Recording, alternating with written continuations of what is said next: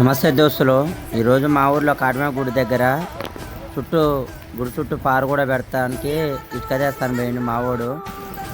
10th class friend గాడు. వానికి perfect driver రాదు. ఇప్పుడు ఈ మధ్యన రీసెంట్గా బండి కొన్నాడు ఈడే.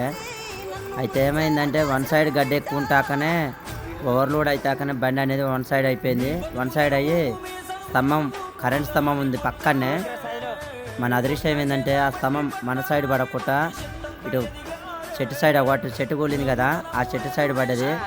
వాని అదృష్టం బాగుంది. ఎందుకంటే ఇటువంటి అయితే ఏమైందంటే ఫస్ట్ మేము ఒక తాడు తెచ్చినాం, పెద్ద లడ్డు తాడు తెచ్చినాం, అది కూడా తెగిపోయింది.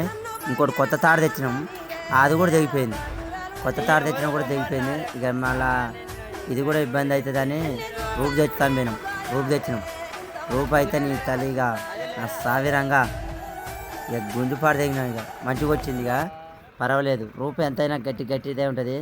ఎసంటి బండి దిగబడ్డా కానీ, ఎలాంటి చైన్ మిషన్, పెద్ద పెద్ద మిషన్లు జేసీబీలు దిగబడ్డా కానీ దాంతోనే గుంజుతారు మా ఊరోళ్ళు.